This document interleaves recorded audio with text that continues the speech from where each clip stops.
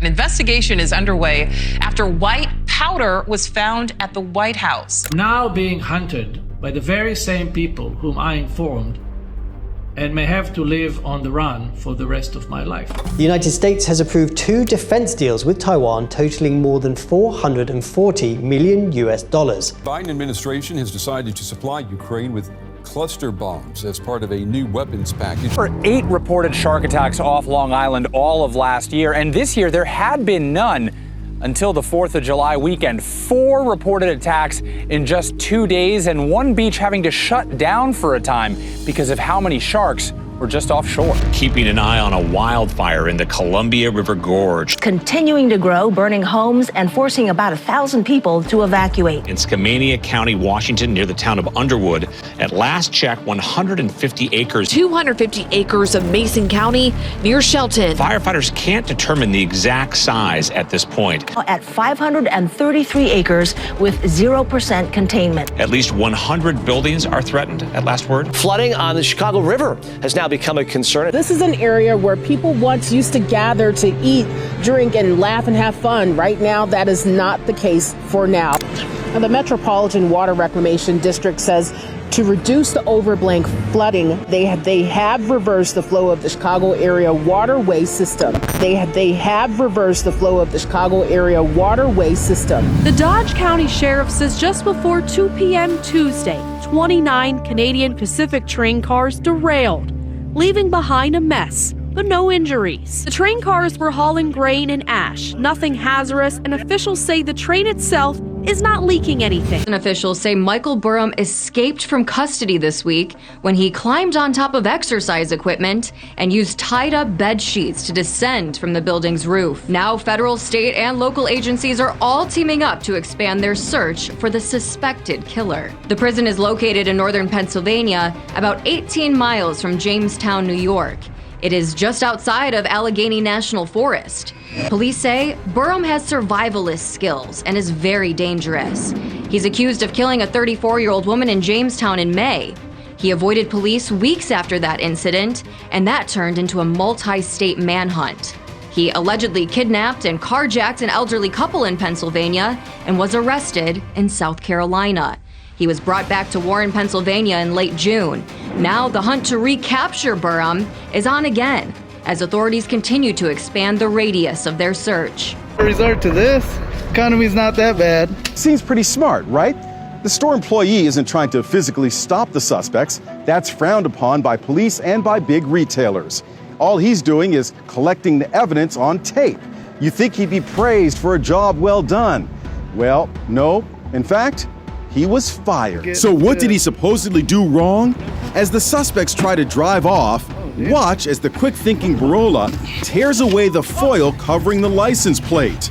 That action directly led to the arrest of the driver. If he hadn't done that, it would just be another video of 3 people stealing again, like that's happening all over the United States right now. But that doesn't matter. Barola is still out of a job because he violated the company's policy against employees intervening during thefts. Everybody get down! Get it out of the money! It's got the boxes! Get it out of the money! Get out! Where's the money? Get in the money! Where's the money? Everybody give me everything! Where's the money?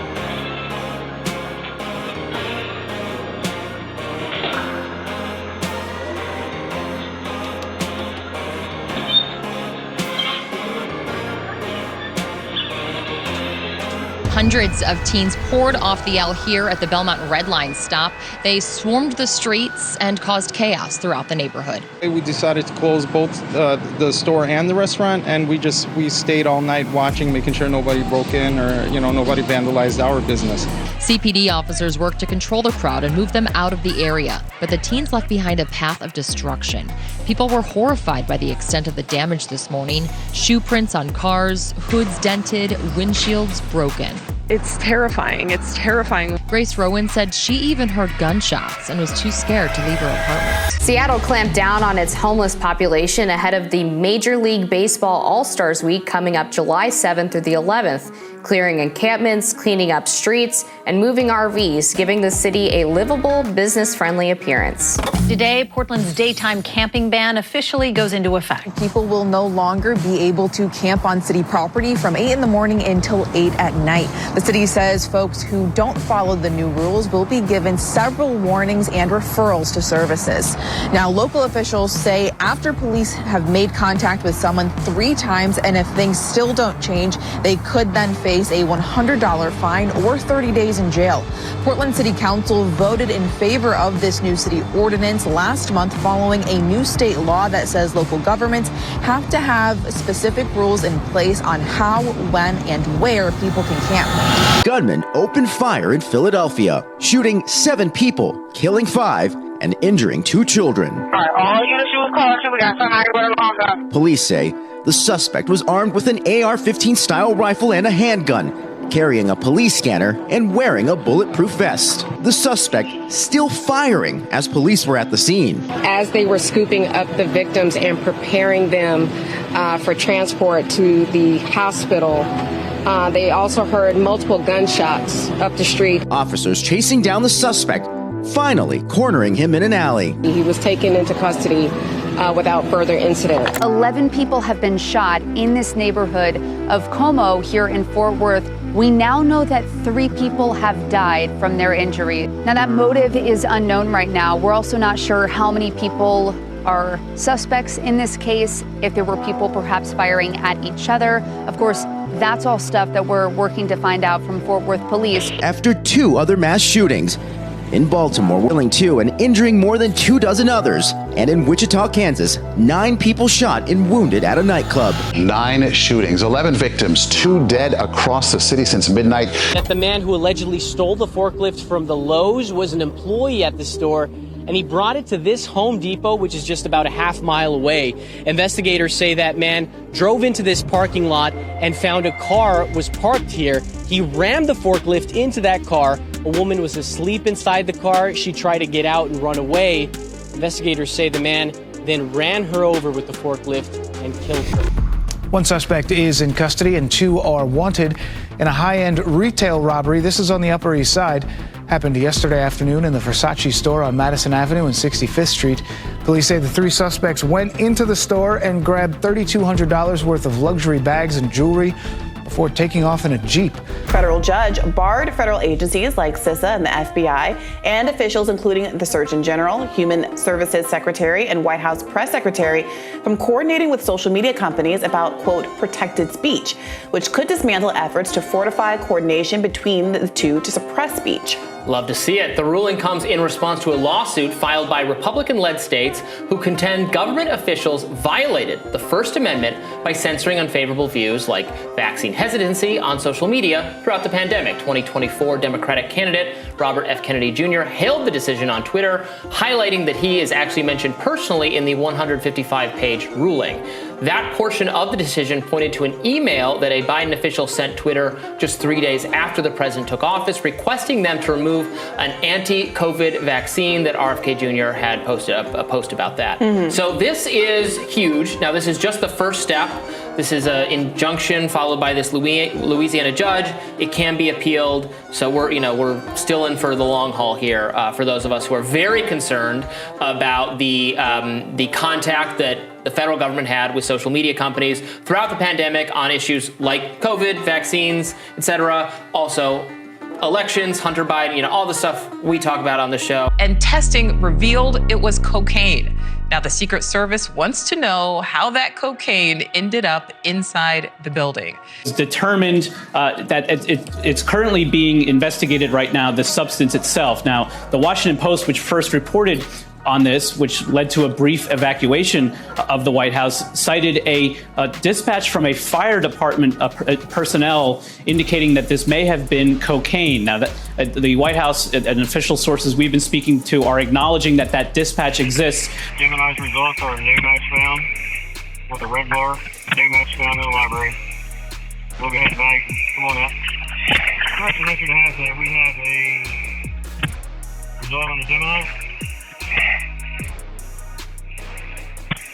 We have a yellow bar stating cocaine They're going to get to the bottom of this. What I wanted to be very clear is that this is a heavily traveled, to be more accurate, area of the campus of the White House, and it is where visitors to the West Wing come through.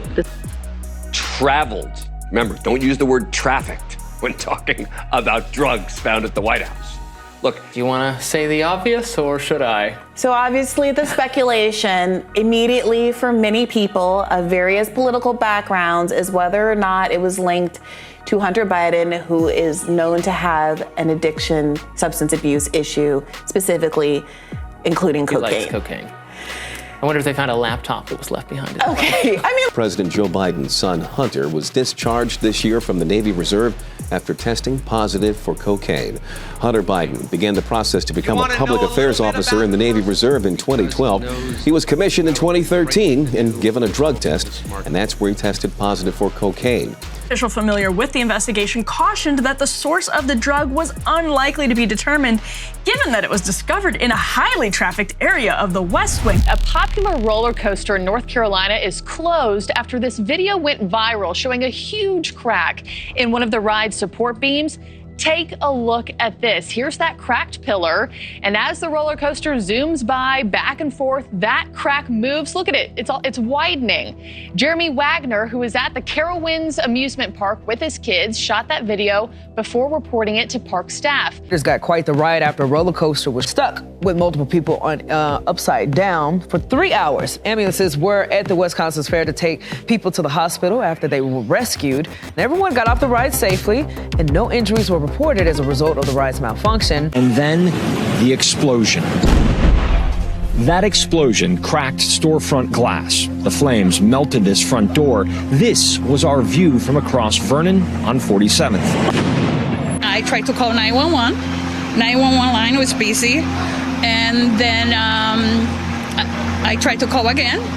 This time was a little beep and it was not going through. I tried again, and it was like it was a stranger voice, like a voicemail, but it was like type of thing. And then I tried to send a text message. The text message come back to me, please send your location. I send my location and then come back, please send your location. I send again my location and then come back. We tried calling and it would ring and then it would say, your call is going through to a message, and then it would sound like a fax machine. 1, 2, 3, 4, stop the strike and pay us more. Before Hollywood writers walked off the job in early May, Pam Elia's prop house, History for Hire, filled an average of 53 requests per week. Now, weekly orders average 26. The 100-day WGA strike in 2007 resulted in the loss of 37,700 jobs in California and cost the state $2.1 billion in lost output. Possible double whammy for Hollywood, with union writers already striking. Actors may soon join them as both unions bargain for better royalties in the new streaming world. EPA official has admitted there is no evidence to support Norfolk Southern's decision to detonate 5 toxic vinyl chloride cars in East Palestine, Ohio. According to new reporting from Status Quo News, the official was reportedly unaware he was being recorded. Sil Caggiano, a hazardous waste specialist, said they did this to get the lines open. The owner of 5 toxic vinyl chloride cars involved in the East Palestine disaster had this to say. Steve met with Norfolk Southern's emergency response contractors and, for the 3rd time, stated Oxyvinyl's view that polymerization of VCM was not occurring. In summary, although our rail cars did not initiate the derailment and did not breach in the derailment, we provided technical support to Norfolk Southern and its emergency response contractors.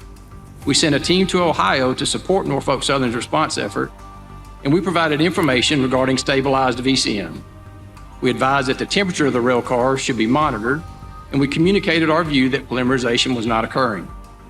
I want to emphasize that we did not have direct access to real-time information regarding conditions at the derailment site. At a legislature passing Assembly Bill 408, a new law in which police can tow vehicles of reckless drivers without having to arrest them. It should be known there is a provision in the bill that makes it cheaper for someone to get their car back if it's towed. 200 new laws went into effect in Florida this weekend, courtesy of Governor Ron DeSantis. In an expansion for gun rights, Floridians will no longer need to train or have a permit to carry concealed firearms. A record-setting $116.5 billion budget is in place for the 2023-2024 fiscal year.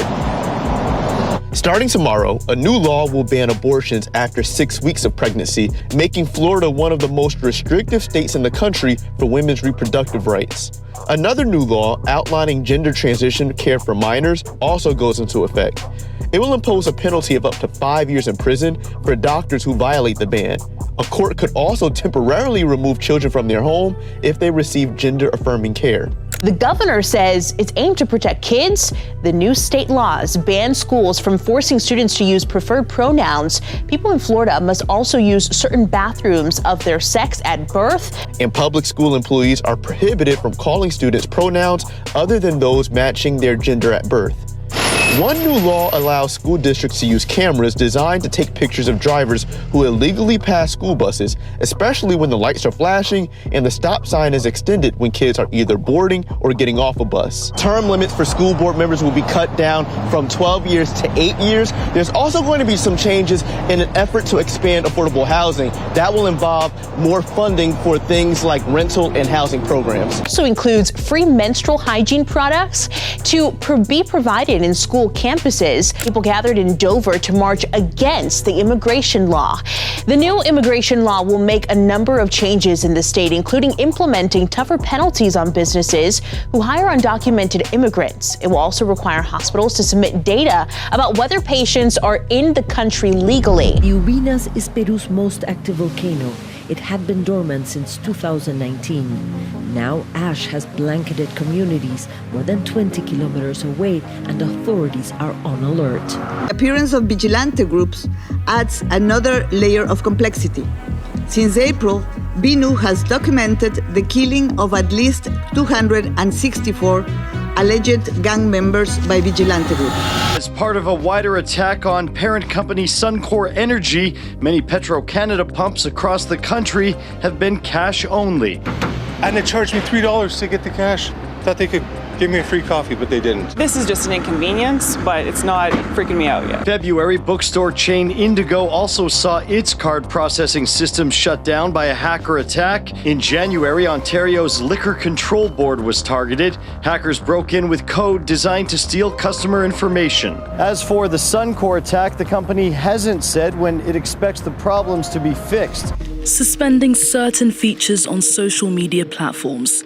That could be the next move from President Emmanuel Macron's government as it scrambles to avoid a repeat of days of violence that have rocked the country. The French leader is pointing the finger at platforms like Snapchat, TikTok and Telegram, charging them of being used as tools by rioters for coordinating attacks. Macron also blames the apps for fueling unrest by spreading images of violence. Macron's government now insists a ban is not on the table. Instead, it wants to bring together lawmakers to discuss how best to alter an existing social media bill currently under debate. Dutch Prime Minister Mark Rutte has announced his resignation after his governing coalition fell apart. The four parties failed to agree on measures to address immigration. Providers like Amazon and Microsoft could be hit if the president rolls out a plan to block cloud companies from servicing Chinese companies, as reported in the Wall Street Journal. The United States has approved 2 defense deals with Taiwan totaling more than $440 million. Under the first deal, the US will sell Taiwan anti-aircraft ammunition. The second deal is for armored vehicle support, things like extra tires, weapons, and maintenance. Both deals still need to be passed by the US Congress. This is a Sidewinder missile, built to be fired from warplanes at other aircraft. It's one of the most advanced weapons of its kind. Taiwan recently purchased 140 of these missiles from the US as part of an effort to boost the capabilities of its new fleet of F-16V fighter jets. The military says the weapons have completed inspection and are now ready to be deployed. Output has been increasing steadily. Taiwan has made 500 missiles in 2021, 800 in 2022, and now it's on track to produce over 1,000 missiles this year. It's part of what's called an asymmetric defense strategy, which means using smaller weapons to take out larger targets like tanks and warships. China says it resolutely opposes U.S.-Taiwan military ties and Washington's arms sales to Taiwan. Its foreign ministry says Beijing's position on this issue has been consistent and clear. This plays out in two separate incidents within a very short time span in the Gulf of Oman. As you point out, a critical waterway in the Middle East, one with the Strait of Hormuz lets out into as you're heading into the Arabian Sea, where a large portion of the world's oil goes through. So that gives you an idea of the significance of this waterway. At about 1 a.m. local time in the Gulf of Oman, the U.S. Navy says an Iranian Navy ship approached a commercial oil tanker and, according to the U.S. Navy, approached in a way that led the Navy to believe it was attempting to seize this oil tanker, an action that Iran has done in the past, and that perhaps why the U.S. Navy intervened here. A U.S. Navy guided missile destroyer approached these two ships, and it was during that time, as the U.S. Navy destroyer approached, that the Iranian vessel changed course and headed away from the incident. But that wasn't the end of this. Only 3 hours later, according to the Navy, this plays out. The video you're seeing now, that is another Iranian Navy vessel approaching a separate oil tanker, once again in international waters off the Gulf of Oman. This time, the Iranian Navy vessel draws closer and, according to the Navy, opens fire with small arms fire, hitting that tanker there in several points. The Biden administration has decided to supply Ukraine with cluster bombs as part of a new weapons package. Cluster bombs, which were also used in Syria's civil war, release large numbers of smaller explosives that can kill and maim indiscriminately over a wide area. More than 120 countries have banned the weapons. While the Russian news agency Izvestia has published pictures showing what they say was a raid on Prigozhin's mansion. The Wagner Group leader Yevgeny Prigozhin has left Belarus and is back in Russia. That's according to the Belarusian leader Alexander Lukashenko. Mr. Lukashenko says Mr. Prigozhin is in St. Petersburg.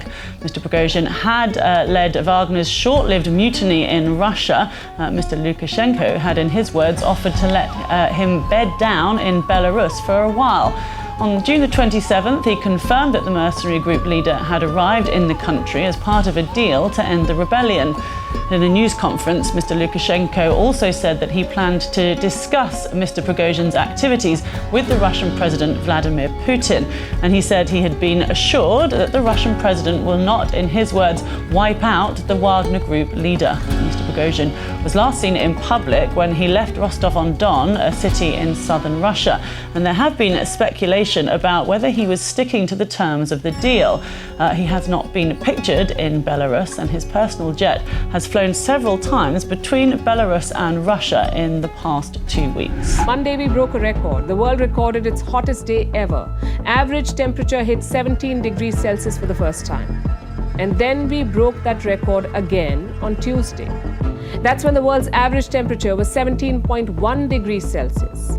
So we've seen 2 of the hottest days on record in a row. Back in March of 2015, officials said that Rudy Farias was walking his 2 dogs right near Tidwell and Park Drive. His family reported him missing after his dogs were found, but Farias never returned. His family told officials at the time he was diagnosed with depression and anxiety. Rudy Farias was found outside of the church on Thursday morning. I spoke to his mom on the phone, who told me she believes her son was badly beaten and abused. But people close to the investigation tell us that there have been inconsistencies with the mother's story since his disappearance in 2015. We've asked his mother why they refused medical treatment at first, but now she's asking for privacy. Police won't say whether they believe any foul play was involved. They did tell us that in September of 2018, a family member called police saying Farias was living behind a relative's home. Police say they didn't find him. She asked him to come meet with investigators. Quanell says Rudy met him and investigators alone, and that's when Rudy told them everything. And according to Quanell X, Rudy told investigators today he just ran away and came back home 2 days later. Quanell says Rudy's mother convinced him not to go to police when he came back home. He told me I broke down in tears. She was giving him drugs. She was punishing him by locking him in the room, over and over. She convinced him that law enforcement wanted to put him in jail, that law enforcement were looking for him because he ran away, and that because he ran away, he was going to go to prison. Rudy told investigators he stole his mother's car last week, ran away, and then he crashed the car, and that's when he was found outside of the church. A few minutes ago, the mother and Rudy did get out from this hotel room and left in a car. And of course, all these family members are worried for Rudy's safety, hoping that some arrest is made. Stevens, a former Houston police detective, says Quanell has made it nearly impossible for charges to be filed if evidence proves the assault happened. It's possible the investigators will shift the focus of their investigation to fraud. Police say a missing woman is now safe after getting stuck in the mud at a state park for several days. Emma Tatuski was reported missing last week by her family. Today, hikers at Borderland State Park in nearby Easton heard her screaming for help.